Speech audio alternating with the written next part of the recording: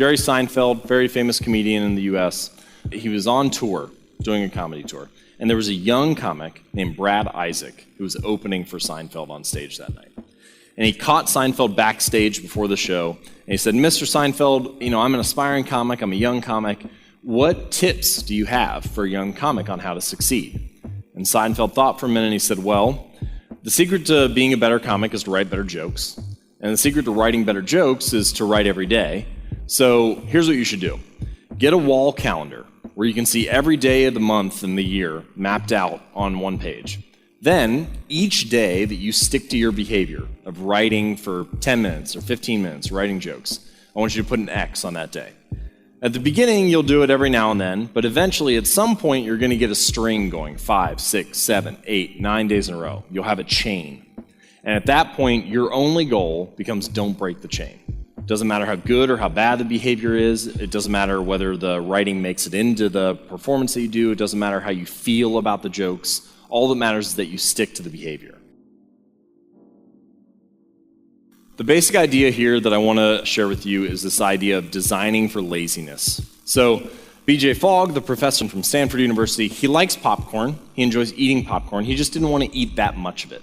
And so he took the popcorn out of his kitchen, walked down the hallway and into his storage room, into his garage, climbed up on a ladder and put the popcorn on the highest shelf in the garage. Now, if he really wants to eat it, he can just go out and get it. It's only going to take 60 seconds. But if he's designing for his lazy decision, for his default action, he's not going to go get the popcorn. And so the idea is, how can we design the spaces we live in and the places we work so that the default action, the lazy behavior, is a better choice? The key idea is that I've never seen a person consistently stick to positive habits in a negative environment. If you're trying to fight the environment that you live and work in all the time, it's going to be very, very hard to stick with the things that are important to you. The 2-minute rule. There is no habit that we're going to work on that takes less than 2 minutes to do. But nearly any habit can be started in under 2 minutes. So if you take exercise, for example, often people will get home from a long day of work and they say, I'm too exhausted to go for a run or to try to exercise. So I never get around to doing it because I think about, I have to run 5 kilometers or whatever, some long distance that seems overwhelming to me. So rather than focus on the whole thing that you need to do, I would encourage you to focus on just the first 2 minutes. So what's the first 2 minutes of that habit? I put my running shoes on, I get out the door, and I lock the door. And if you do just that, it doesn't matter if you take another step. But what you find is that motivation often comes after starting, not before. We often think that motivation is something that we're supposed to have before we do work. But motivation will come as a result of doing some small bit of work, and then we can trust that the rest of the process will flow easily. But the point here is that the motivation needed to complete a habit is at its peak at the beginning of the behavior. The greatest amount of friction for any type of task is in the beginning, is in the starting. So the key idea is make it so easy that you can't say no. Here's another way to do this. It's a concept called Precommitment. It's been very well researched, and I call these kind of like instant willpower improvements. There's things that seem very simple, but we often ignore or don't put into practice, and if we do put them into practice, they result in immediate boosts in willpower. Here's one study. Random sample of a business with 3,272 employees. The business wanted their employees to get their annual flu shot. Now, to do this, they sent them a flyer that said, you need to get your flu shot. But then they sent another version, and that other version said, you need to get a flu shot. Your appointment has already been scheduled for April 22nd. Click here or send us a message here to choose the time that you want to attend. And what they found was just by selecting a date, just by picking the day when people would get it, they were 2.4 times more likely to follow through. But then they sent a third version, and they said, you need to get your flu shot. You've already been scheduled for 1 p.m. on April 22nd. If you need to change the time, you can click here and do so.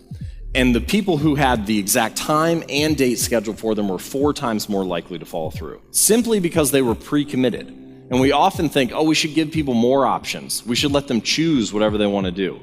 But if we're trying to incentivize behavior, if we're trying to make it more likely for people to follow through, pre-commitment is a great device for doing this. implementation intentions is another method, very similar to pre-commitment, but slightly different. And this is the study that I like that shows this. So there was a study that looked at different groups and their motivation and ability to stick with exercise. So there were 3 groups in this study. The first group, they brought in and they said, we want you to track how often you exercise over the next 2 weeks. So that's group 1. Group 2, we want you to track how often you exercise, and we're going to show you this motivational video about the benefits of exercise, why you should do it. So group 2 was the motivated group. Then there was group 3. Group 3 got the exact same treatment as group 2. They were told to track their exercise, they were given the motivational speech, they were equally motivated, but they did one thing differently. And that one thing is they filled out this sentence that said, during the next week, I will partake in at least 20 minutes of vigorous exercise on this day, at this time, at this place. And what they found when they looked at all the analysis at the end of the study is this is what happened. Group 1, 38% of them worked out over the next 2 weeks. The control group, no motivation. Group 2, remember, they were the motivated group, and the motivation faded almost immediately as soon as they walked out of the research lab. So 35% of them worked out. And group 3, it was almost double or even triple the odds that they would work out over the next 2 weeks. 91% of them stuck to exercise. And the only difference was that they filled out this little sentence. And it seems so basic, but by pre-committing ourselves to things, we make it much more likely that we follow through. Implementation intentions, which is what this is called, this is an implementation intention. There are hundreds of studies on this, so it's been proven in a bunch of different contexts. It's very simple, and it's something that actually leads to real results.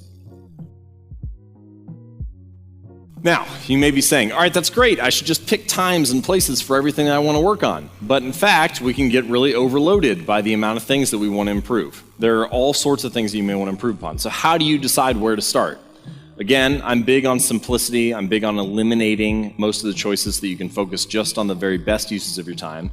And if you're thinking, how do I decide what to focus on after this presentation? I would say focus on the Keystone Habit. And a keystone habit is a routine or ritual that ripples into the rest of your life. It creates a cascade of good behavior. So for myself, my keystone habit is working out. I know that if I work out, I get the benefits of exercise, sure, but I also tend to focus better. I have this period of high focus, the post-workout high for an hour or so afterward. I sleep better that night because I am tired and exhausted and have worked myself physically, which means I wake up the next day with better energy, which means I focus better then. And I also tend to eat better just because I feel like, oh, I worked out, so I don't want to waste it. So I actually eat worse when I don't work out and eat better when I do. Now, at no point was I trying to build better nutrition habits or better focus or better sleep habits or improved energy, but all those things happen as a side effect as a result of the one keystone habit. Some other common examples of keystone habits, CEOs will often talk about their daily meditation habit. If they get 10 or 20 minutes of meditation in, then the rest of their day flows more smoothly. Artists, really big on a daily walk. There are tons of famous artists. There's a great book called Daily Rituals that talks about the habits and behaviors of many famous artists and scientists. And it's interesting how many of them had a daily walk as part of their routine. But these are some examples of if you just do this one behavior, you can trust that it will ripple into other areas of your personal and professional life. I call this the 3 R's of habit formation, but the basic idea is that no matter what habit you're working on, there are 3 main steps based on the research. The first step is the prompt or the cue or the trigger. It's like a reminder, the thing that signals that we should do something. So if my phone buzzes, for example, that's a trigger. The next piece is the routine. This is the behavior itself, the actual habit that you're going to perform. So my phone buzzes, that's the trigger. I answer the phone, that's the routine. The third piece is the reward. So this is the benefit that you get for doing the behavior. And it's important to note that all habits, good or bad, have some kind of benefit or reward associated with them. Take smoking, for example. People will often label smoking as a bad habit, so what's the benefit? What's the reward of it? Well, there's some kind of physiological reward. There's a hit of nicotine that's associated with it. And then there are often social rewards, right? You get to share a smoke with a friend or a colleague, something like that. So regardless of how we label habits or behaviors, the important thing is to note that all of them have some kind of benefit neurologically associated with them. Now, so my phone rings, that's a reminder. I answer the phone, that's the routine. And then I get to satisfy my curiosity or find out who's calling, that's the benefit. And what ends up happening is that if that reward is positive, then it tells your brain, hey, remember, next time this reminder happens, next time this trigger comes along, we should repeat that pattern. And once you make it through the cycle enough times, it becomes a habit, it becomes ingrained. So, how can we leverage the first part of this, the trigger or the reminder? Let's say that I wanted to start meditating. I could say, all right, in the morning, I make a cup of coffee. And so for this new behavior, I could say, when I make my morning cup of coffee, I will meditate for 60 seconds. And so the current behavior, the things that you're already doing, become the trigger for the new behavior that you're trying to build. And the reason that this is important is that your current behaviors, things that are already habits, have this neurological network built into your mind. They already have like an on-ramp in your brain. And so you're just kind of tapping into that so that you can tag the new behavior and link it to something that's already strongly correlated in your mind. Warren Buffett, one of the most famous investors of our time, he adheres to a concept that I'll call the 25-5 rule. And this story comes from a man named Mike Flint, who was Warren Buffett's private pilot. Mike Flint has flown multiple US presidents. He's also the pilot for Warren Buffett. So he's had a very successful career. And he came to Warren Buffett one day and he said, Warren, I would like to fly this particular type of plane. I think whenever we upgrade, we should get this new one. And he said, Mike, you know, if you're working for me in 10 years when we buy a new plane, then I probably have failed you as a boss. So here's what I'd like you to do. And this exercise that I'm about to share, you can do on any level. You can do it for your career. You can do it for the things that you or your team need to get done this month. You can do it for the things that you need to work on today or this week. And he said, I'd like you to take the 25 things that you want to achieve in your career and write them down on a list. So Mike Flint goes away, writes down his 25 things. He gets done and he says, all right, great. I want you to circle the top 5 things on that list. So spend some more time. He circles the top 5 priorities. He says, all right, tell me what your strategy is at this point. And Mike Flint said, well, I have my top 5 things, so I'm going to work on those first. And he said, great. What about the other things on your list? He said, well, those will be the things I do on nights or weekends or when I get tired or bored or, you know, a project stalls. I'll work on that. And Warren Buffett said, Mike, you got it all wrong.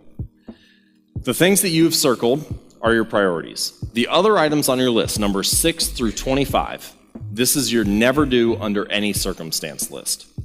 And the reason is because it's so easy for us to rationalize spending time on things that are good uses of time, but not great uses of time. It's items that 6 through 25 on your list that take up time and space and energy because we can justify why we need to do them. They're on the list for a reason. They just don't happen to be the best uses of our time.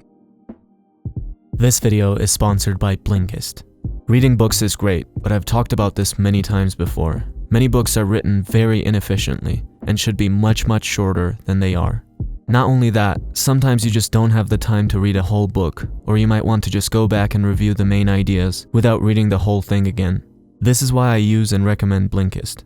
It's a great app that takes information from the best books and condenses it to 15 minutes that you can read or listen to. For someone looking to learn, I really think this might be one of the best apps out there right now. I recommend starting with a summary for any book on the FightMediocrity beginner's reading list, or any of the books that are in my Blinkist library right now. If that sounds good, head over to blinkist.com/FightMediocrity or click the link in the description below. You can give it a try for 7 days completely free, and if you don't want to continue, you can cancel at any time.